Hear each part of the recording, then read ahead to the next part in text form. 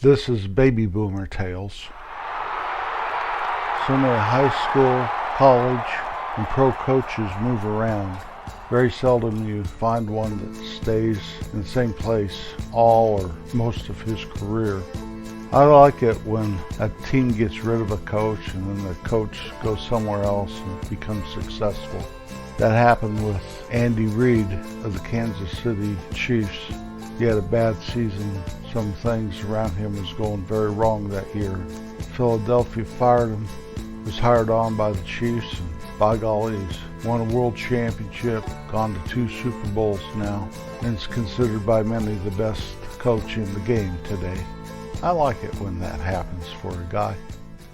My favorite college basketball coaches of all time, I'm just going to give you a small, short list. I'm not going to dwell on this very long. It's not what I'm really talking about today. But John Thompson, he coached Georgetown University. Big man, roaming the sidelines there, very intimidating. Recruited and produced one heck of a basketball player in Patrick Ewing. Patrick Ewing's presence in the NBA draft created the lottery back in the day because one man could dominate a team. And the NBA was concerned that teams would lose on purpose just to get that number 1 draft pick in Patrick Ewing. John Wooden of UCLA produced more championships than anybody anywhere ever, or probably ever will. And Homer Drew of Valparaiso, Scott Drew's dad, Scott Drew, the head coach of Baylor. Homer Drew is quite a coach. He's now retired. And my last one in the basketball coaches is Temple's coach, John Chaney. John was a great coach. He'd sit there on the sidelines and just kind of look like it was the end of the world, just sitting there. His team was very, very competitive for very many years. John just passed away this year. And then, of course, Bill Self of the Kansas Jayhawks. I am a Kansas Jayhawks fan, but even if I wasn't, I think Self would have to somewhere be on some list of favorite coaches. College football. My very favorite coach ever in college football is Joe Paterno. I know there was controversy that swirled around him there at the end of his career, but if you're a football fan at all, you ought to read the book Paterno by Joe Posansky. It'll open your eyes to a bunch of stuff that went on. Joe was just football. He is no nonsense. It transferred in the uniforms of Penn State. Very simple, very plain, very good football team. My second favorite football coach, and I hope you all don't get mad at me over this one, but Ohio State's legendary coach Woody Hayes. Woody met the end of his coaching career by there was a guy that intercepted a pass or picked up a fumble or something for the opposing team, was running down the sidelines, probably on his way to a touchdown. He's running down the sidelines on Ohio State's side, and Woody cold-cocked him right there. There's quite a brouhaha about that one. Woody did lose his job. But if you look at his career, and you have to remember that there is no crying in football, although I think that has changed over the years. We've become way too sensitive. If you are a blood and guts football fan, that's a fact. And my last football coach in the college ranks on my favorite list is Bud Wilkinson of the Oklahoma Sooners. Class guy. Good football coach. In the pro ranks, in baseball, and these guys aren't really called coaches, but the managers. My number 1 was Ralph Houck of the New York Yankees. His predecessor was Casey Stengel of the Yankees. Casey went on to be the very first manager of the New York Mets later on. Danny Murtaugh of the Pittsburgh Pirates. The way he made this list is those Pirates broke my heart in 1960, beat the Yankees in the World Series. Danny was a good manager. And the last one on my list, Dick Howser. Dick did manage the Yankees. He was a great third base coach in his day. Then he became the manager of the Kansas City Royals, and they won a world championship. About 2 years later, poor old Dick passed away from a brain tumor. Great manager. I do believe he'd have been one of the all-time greats if he would have just lived longer. In basketball, my favorite list includes Larry Brown. He was the Denver Nuggets coach when they transitioned over from the ABA to the NBA. He was instrumental in all that. I'm not sure he coached in the NBA for the Nuggets, but he was right in that mixture. Great coach. He also coached the Kansas Jayhawks to a national championship in 1988. Red Auerbach of the Boston Celtics. Those Celtics, what a great team back in those days. Bill Russell, Bob Cousy, K.C. Jones, Sam Jones. And my last basketball coach on this list is Jerry Sloan. He played for Chicago Bulls forever. Started out his coaching career coaching the Bulls, but then he went to Utah and he was there forever. Very successful coach. I really liked him a lot. In football, Don Shula. We all know him from the Miami Dolphins, how they dominated the NFL for several years. But he came into the coaching ranks as a head coach with the Baltimore Colts, whom he played for when he first got out of college. Vince Lombardi, probably known worldwide as the greatest football coach of all times, the Green Bay Packers. Red Miller, he was a journeyman coach, always a defensive coach or something for teams forever. But he got a job with the Denver Broncos and took them to their very first Super Bowl.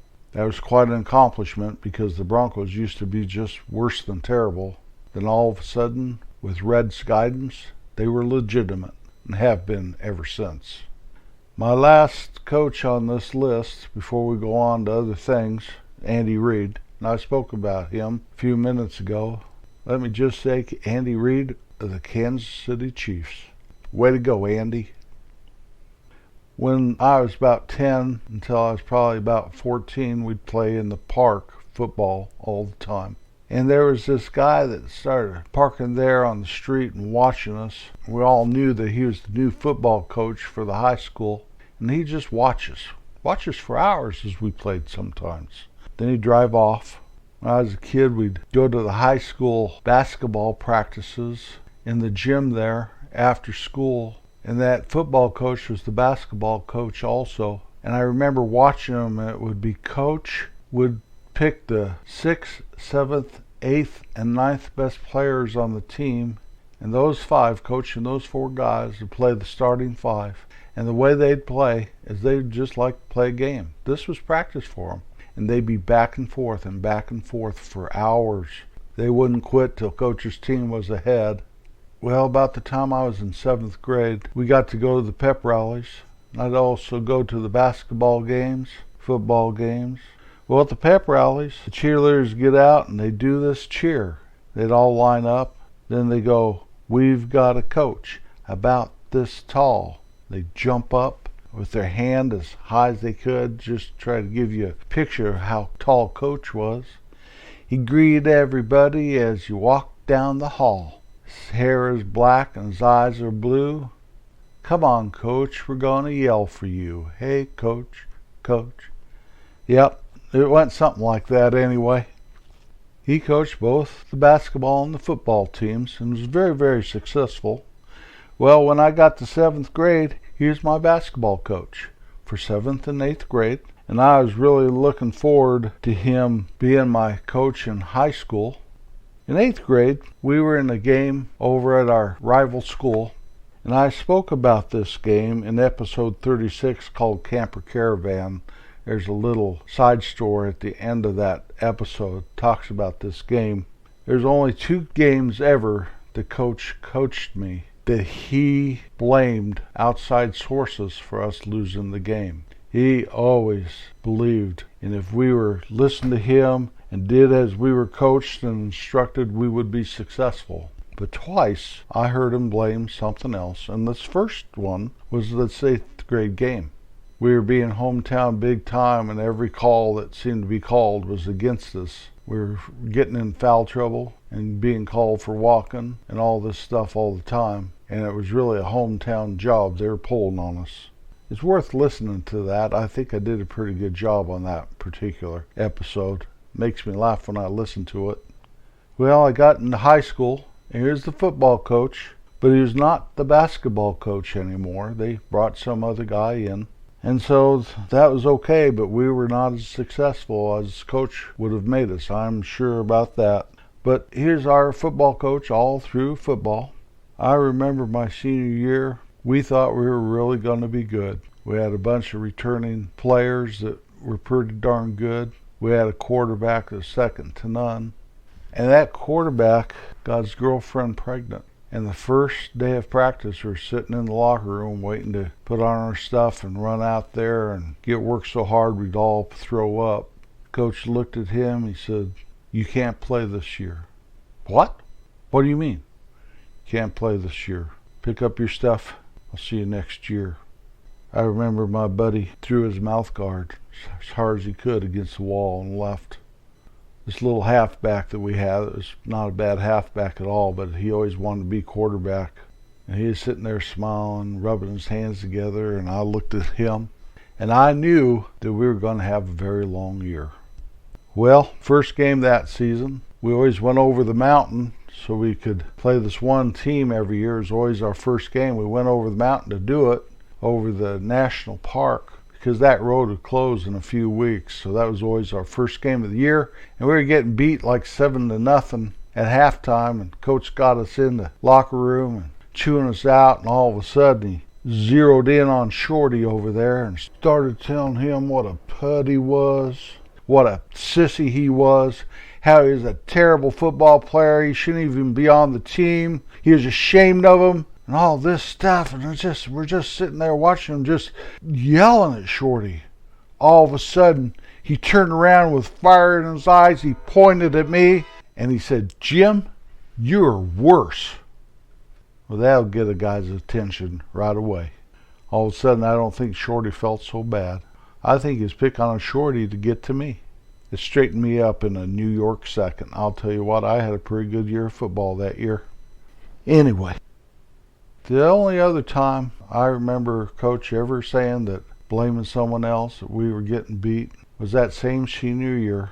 We were over at a team that was a night game, and the whole town stood around right at the sidelines. Play go out of bounds, they'd all kick you and yell at you and spit on you. Word was that one of the refs was the star quarterback's uncle.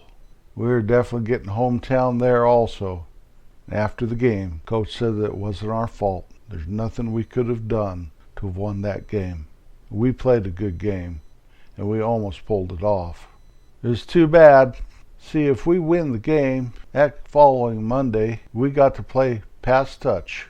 It'd be the varsity versus everybody else and Coach, and we'd play until Coach won, of course. It didn't matter if we played till 9 o'clock at night. Coach was going to win. And it was definitely better than the alternative, because if we lost, we'd have to have tackling practice. Well, after that one particular game, we didn't have tackling practice the next Monday. I don't think Coach was getting soft. I think Coach knew exactly what he was doing at all times. He's a great coach. He was my civics teacher in high school. I remember some of the stuff we did is one time he got this glass full of ice and water, and we sat there and watched as the ice melt.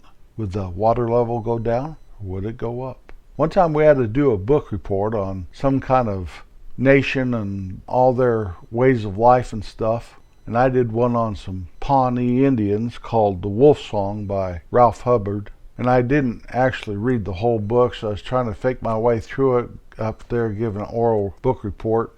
I remember looking down at Coach. Coach was sitting at the desk. He just kind of rolled his eyes at me. I shouldn't laugh at these things, I know. Oh well. He's also my driver's ed teacher. We had a class, 4 of us always went out, the same 4 of us, went out driving once a week or something, and the class was probably 20 kids. So there's this girl in my group named Darlene, and that girl, I don't know to this day if she knows how to drive. She would put us in the ditch. I actually heard Coach scream once. Not screaming at Darlene, screaming for his life. We went into a ditch, and this driver's ed car, he had brakes, but he didn't have a steering wheel in front of him. So he's reaching over there trying to grab the steering wheel for Darlene. She was probably fighting him for it. Going in a ditch, we were all sitting in the back seat, the other 3 of us. Coach was a good driver's ed teacher. Now, I knew how to drive because my dad had us with an old crash car out in the farm and stuff. You had to have driver's ed to get a driver's license back in that day. It was an easy A. I liked easy A's. You always had to take PE, and coach was always your PE teacher. About senior year, he'd always give the football team members classes to teach for him. Then he'd come around and check on you once in a while. And we had a 7th grade PE class. John, Dave's brother, and I were the teachers.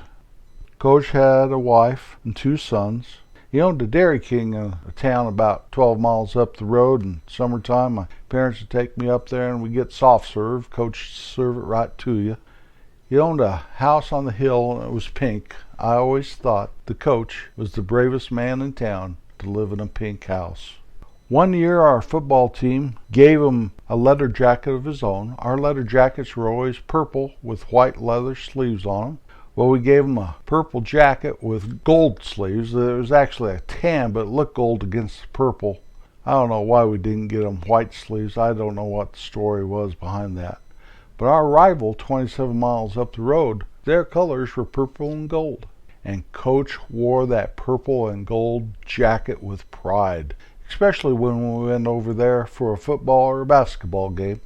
He always drove the bus on our way to the games.